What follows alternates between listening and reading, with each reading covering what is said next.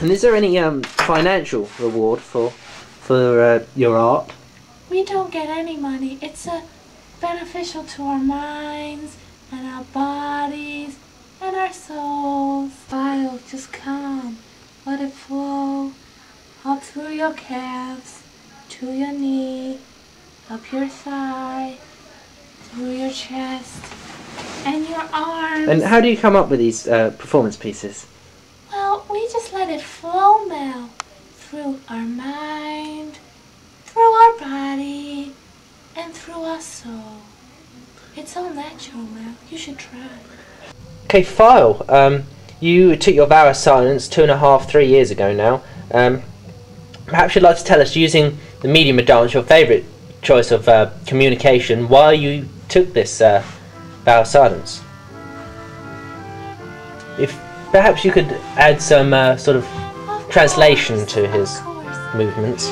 File is reliving the beauty of his birth, the purity, the innocence, and then the slapback of society. See, I there was representing society.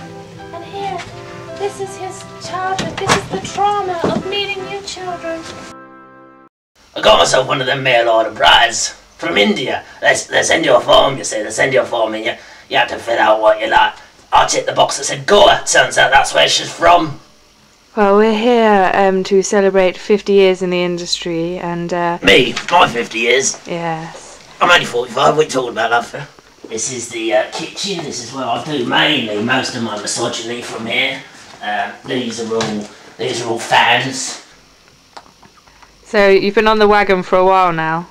Wagon? What are we talking about now? What? Your drinking habit. Oh yeah, love it. Can't get enough. Eat, sleep, breathe. It's like a drug for me. But there was one time when you were on something a little stronger. Yes. I did take to drinking petrol. I only did it a few times a day, but it made me the man I am today. What is there to a woman with 2 black eyes? What? You're just like your mother, you cunt.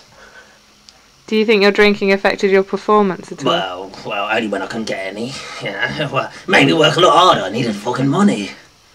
Perform them to the camera. What? Sorry, love. You can do the same jokes again, but do them to the camera. Again, I never repeat material, love. So your physique wasn't what it once was when you were a young man? Oh no, I've lost a lot of weight, thanks. Yes, I mean, what was your regime? Korean chips, mainly. What regime?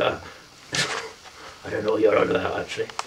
I mean, you obviously live a not that very healthy life. Well, I walk all the way to the fridge. Actually, I went down chip shop the other day, and as I was going down there, this black girl in scream. Like, I thought that was funny. I thought I'm starving, right? But I thought that was funny. I thought I'd better tell something about that. So I went to see Mrs. Hayward. She lives down 112. I said, Mrs. Hayward, I was coming down here. I was fucking starving. I said, I was coming down here, and the blood curdling scream. And she said, the blood curdling scream, what was that like? I said, it was like, ah! With curdling of blood.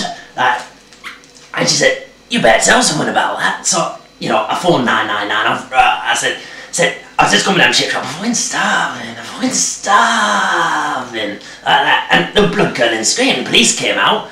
I didn't get my chips, Police came out and turned out it was Mikey from Chip Shop. I've all got my fucking chips anywhere.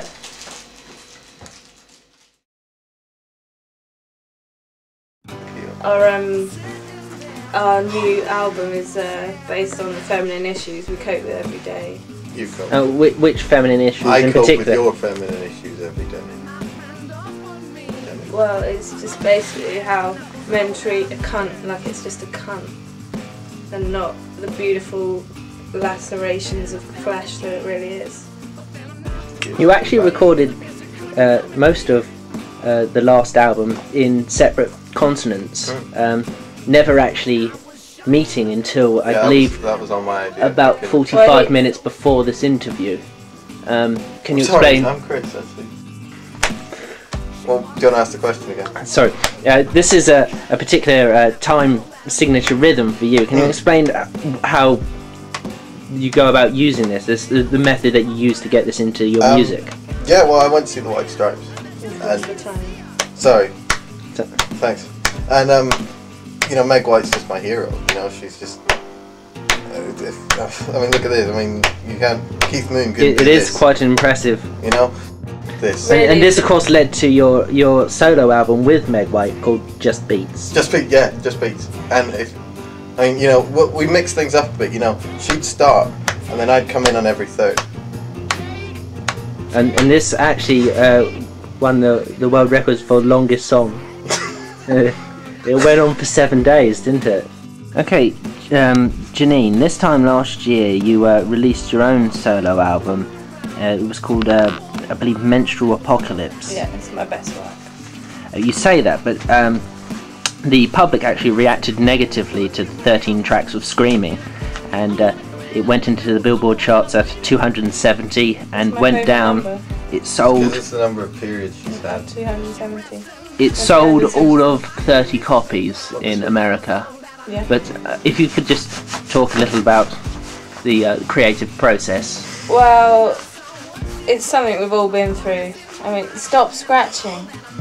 Can I just ask, why do you keep scratching? Because she talks about her period so much, I developed this disaffection for it, and every time she does it, I just itch. I barely have any skin left on this fucking leg. So immature, he can't deal with bodily function. I barely have a leg left. You talk about it so much. You should use a different leg. I only have one. Drumming and the scratching. This is my drum. No, you were drumming on that leg. Yeah, but because this is for gigs. You have set up a line of, I think it's 7 gigs to be starting next month. Yeah, Danny will be playing guitar for that. So Chris will not be playing guitar for your tour. No, he's got the waiting job now. That's Sergio's. Sergio's called, yeah. Sergio's. What? There's a message on the fridge. I'm out. It's finished. Yeah. Oh, thank fuck for that. Oh. Hello, Sergio.